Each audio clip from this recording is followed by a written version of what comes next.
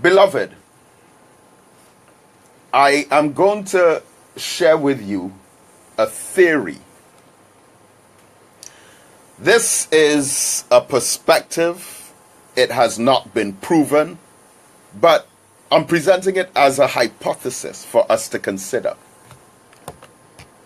And if we can figure this one out, then we would be on the pathway to solving a lot of our societal problems.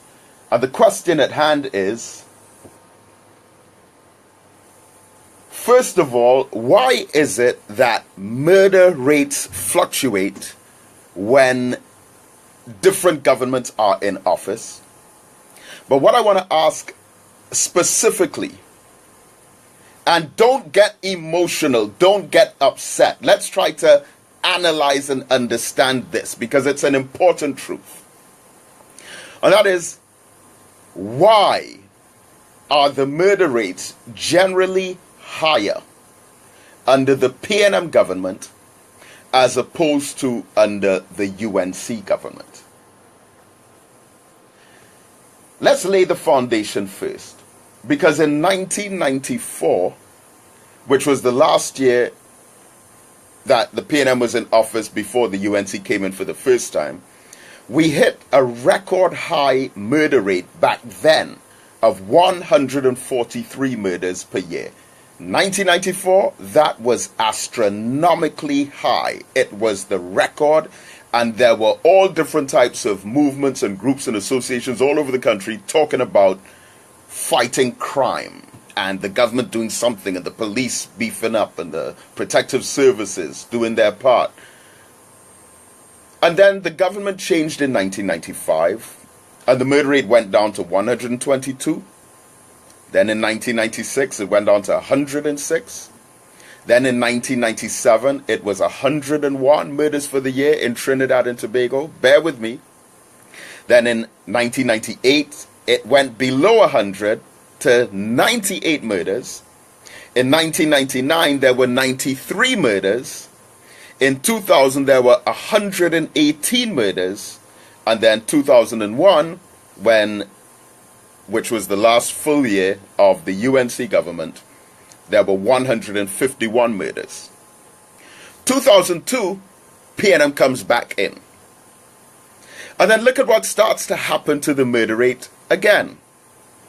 2002, we break the record one more time, 171 murders.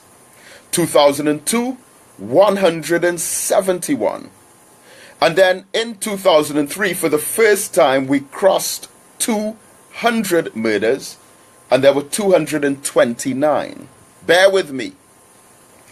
2004, 259 murders. 2005, for the first time, we crossed 300. 388 murders. 2006, 368 murders. 2007, 395 murders. Then in 2008, not only do we cross 400 murders for the first time, but we also cross 500 murders for the first time, hitting 550, which to date is our record high. Then in 2009, 509 murders. 2010, when there was a government change, it went down to 495. Then 2011, it goes down to 354. That would largely be because of the state of emergency. Then 2012, 383. 2013, 407. 2014, 403. So you have, when the UNC government came back, the murder rate stayed within the 300s and 400s as opposed to the 500s in the last few days of PNM. Now, 2015, PNM comes back. And then the murders go up to 417. And then 2016, 462. And now that we're in the year 2017, if it continues at the same rate, it could go back up to the 500s. Now, there could be a multitude of different reasons for why this is the case. But we want to attempt to intelligently explore and question some issues regarding this and see if we can figure out this particular puzzle. Because the theory that I'm putting forward is the role of government in murder and crime. Indirectly. Look at it. There was a conference hosted by the University of the West Indies on November 3rd and 4th, 2011, entitled Gangs, Violence and Governance. And the summary paper from the University of the West Indies stated, gangs have also emerged in the political arena and more recently have established themselves as major players in state policies relating to the creation of job opportunities for the less advantaged. It goes on to explain that in many of the communities, gangs emerge to try to lay a stake in the granting of contracts. And recently within the news, we've been hearing about gang members going and intimidating contractors and demanding sums of money. Wait, think. What does that have to do with a political party? Let me quote for you, before I go deeper into that, another article that appeared in the Guardian newspaper dated June 29th, 2015. And it says, gang war cripples Central District, fight for drug turf and state contracts. And it says, warfare between rival gangs had reignited in central Trinidad. Gunshots have been ringing through the neighborhood day and night, heard by fearful residents. Then it says, fighting for government projects. Fighting for government projects may be one of the reasons behind the gang rivalry. As sources said in Central, they're fighting for local government and community-based environmental protection and enhancement program and URP projects, and gang members have been running workers off sites and demanding jobs. Fighting for control of drugs turf is another reason. Now, an August 21st, 2013 Guardian newspaper spoke of a gang leader in Laventille with 21 clips or sub-gangs with 600 young men under his command. And this particular article quotes now deceased Hal Graves, also known as Uncle Roy, from Roy and Gloria fame. And of course, Uncle Roy was a man who was rooted, connected on the ground, knew and understood what was happening.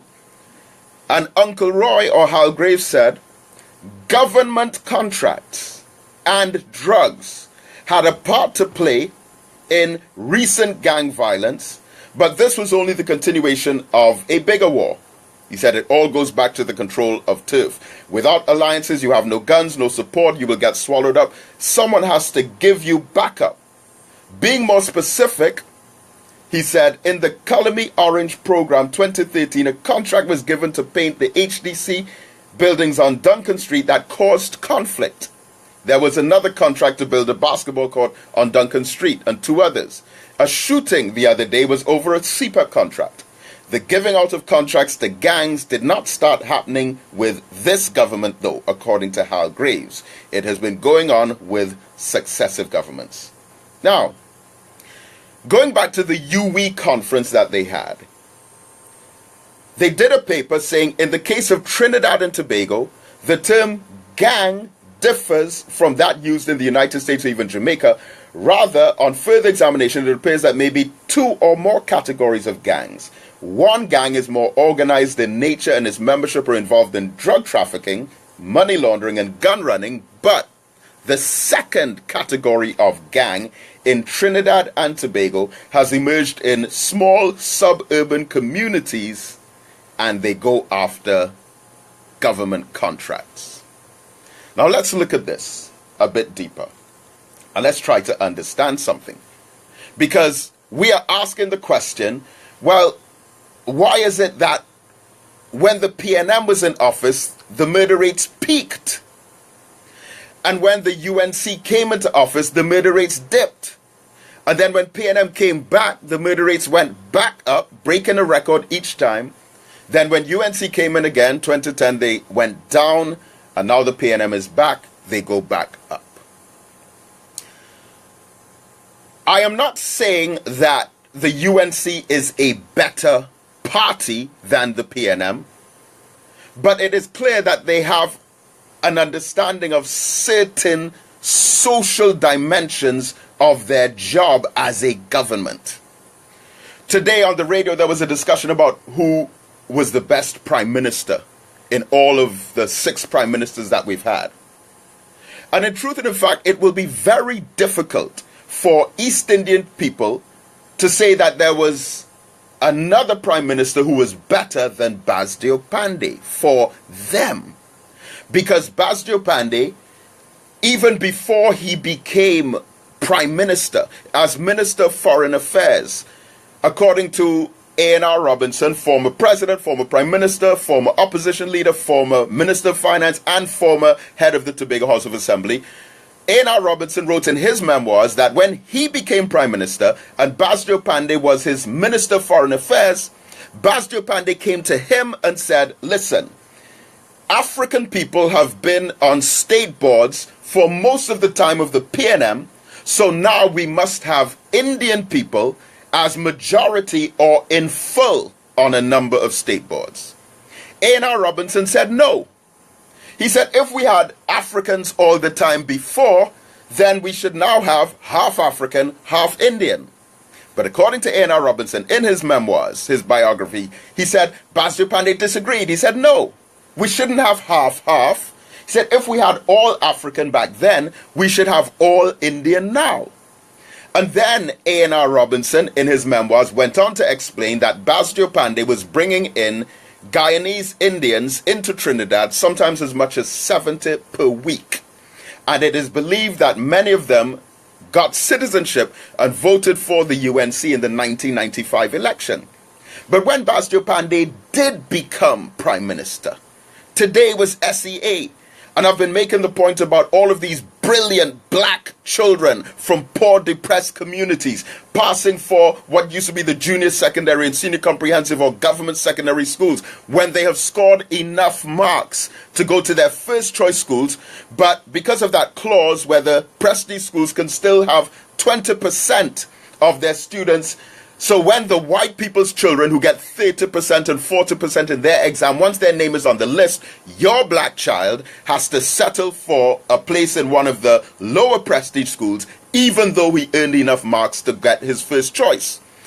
The UNC government, to prevent that happening to the Indian children, built brand new prestige schools, particularly for the Hindu community, and for the East Indian community in general. So now you have Vishnu Boys, Hindu College, Shiva Boys, Hindu College, Parvati Girls, Lakshmi Girls, the Astra Boys, high schools for boys and girls, colleges. So they don't have to worry about not passing for Fatima, CIC, QRC, Trinity, Holy Name, Bishops, or St. Joseph's Convent. Their government, in seeking their best interest, ensured that they had a foundation to bring out the best in them. Remember, we're talking about murder rates and governments. The expectation is for every support base that the political party that they voted for will seek the best interest of their people. There are a lot of middle-level Indian businessmen and also drug traffickers who were on the low level, that when the UNC came into office, they were empowered to become mega rich businessmen and also mega wealthy drug lords. African people who are the support base for the PNM government, when the PNM government wins the election, the perception is that African people are not empowered, African people are not given opportunities, but Syrians, Chinese, Trinidad whites, and French Creoles are given those opportunities. And our beloved PNM government, I say respectfully to you, as I love you as a brother, but you all have an awful habit of empowering non-African people at the expense of African people. There's this myth where you go and tell all the poor black youth, listen, go and register a company, and when we win, we will give you contracts.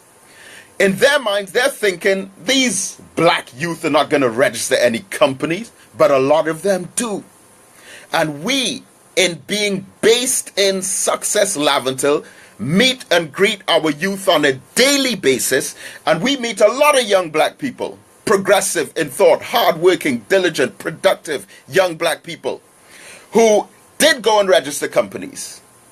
And when there's work to be done in Laventille, they bid for them, but they still bring in East Indian contractors from central Trinidad to do work in Laventille. And then many of these contractors from outside of the community, when it's time for them to do work in the community, guess who they hire? They hire the same young black people who formed companies for themselves, bidded for the contracts, did not get them. The P&M government gives those contracts to non-African people from outside of the area, and then those non-African people from outside the area come and hire African people in the area when those same people could have gotten the contracts directly from the government. It is a shame. And my heart bled listening to the account of one young brother in particular. So hypothetically, what you have happening is when Central Trinidad has to be developed, East Indian people get rich from the contracts to do it. But when East Port of Spain, Laventille, Mova, Beetham, Sealots, and these areas also have to get developed, the same people from Central Trinidad get rich from developing it. They may get, say, $1 million and pay the Africans $100,000 and keep $900,000 for themselves in addition to the other millions that they have made, when the government could have simply given that $1 million to the people in the community. Right now there's a lot of uproar about Emil Elias and TSTT buying over part of Massey Communications. But just a few months ago on the front page of the Guardian newspaper, there was our beloved Prime Minister looking crisp and sharp. A beautiful black image, which I am so proud of as the head of our government. And there he is in his suit. And Emil Elias is standing next to him looking scruffy and rumpled in some old shirt with a bag strapped across his shoulder. But the headline was $145 million in a contract for Emil Elias. This is before the whole TSTT Massey Stores thing. And I'm thinking, can't they give him like 144 million instead of 145 million and take 1 million and share it through the ghetto? Typical imagery of the post-cabinet press conference. All the non-Africans are the powerful ones in this government, and all the African government ministers are the ones who are silent and quiet as if they're waiting for permission to speak from Colm Imbert, Stuart Young, and Faris Alwari. I'm an independent black man, so I can say these things. And there you have all the non-Africans yielding the power, the influence, and the decision-making. And then you hear these stories about this one's wife got 7 million. Couldn't you give him 6 million instead and share 1 million in the ghetto? This other one's wife getting a contract for 11 million. Couldn't he get 10 million instead and share 1 million in the ghetto? And that building that they were paying hundreds of thousands of dollars in rent for when the building was empty. And then they come to you saying, we're pleased to announce now the building is occupied. So you're paying rent for something when you were paying rent for nothing. Meanwhile, you scraping up to pay property tax. And if you're renting somewhere and don't own any property, you're likely to pay more property tax than some people who do own property, because they're jacking up the rent and putting it right there again for poor people to suffer. So back to the issue at hand. You put yourself in a situation where you live in a community, and please, I'm begging you, think objectively on this. Imagine you are living in a neighborhood where there's high unemployment and low minimum wage and crime and violence, and all these young men are unemployed. Think about what I'm saying. All these unemployed people in your community, And then your government that made so much promises to you are bringing in all these outsiders who are making millions and millions and millions and millions and millions off of development where poor people live, but the poor people see themselves as only getting pittance or nothing. Who is going to stand up like a man and step in to highlight the injustice of that situation? That is my question for you to answer. Now, it may be the wrong way to go about it, to go and take a gun to someone, stick it in their neck and demand jobs or demand money. That would be the wrong way, beloved. But you know what? I dare say I can understand the frustration of someone who is looking at that happen, pass by his own two eyes every day while he lives in the community.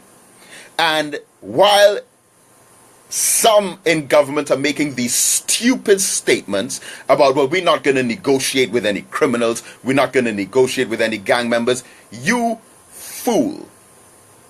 Many of these individuals were not criminals or gang members before, but they're becoming criminals and gang members now because of the conditions. They were not thugs and gangsters before, but they're reacting, many of them, to seeing all of this work going on around them and none of them getting any of the employment, especially when they were promised to get those jobs. So the Minister of Works and Transport announces on the news that we're going to be giving jobs to people in the community. Seriously? You mean that's actually a news item? You mean that's actually newsworthy? Should that not be the norm? That you're going to give jobs to people in the communities? But why? Because someone shot behind some of the contractors. And the mistake that you make is to think that all gangs are criminals. No, all gangs are not criminal gangs.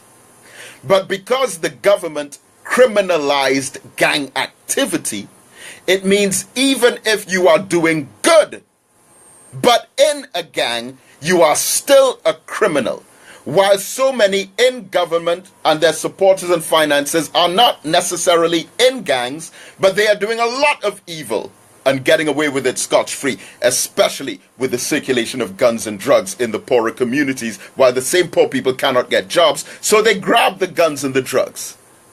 And then we victim blame the whole communities within the society for their reaction to oppression.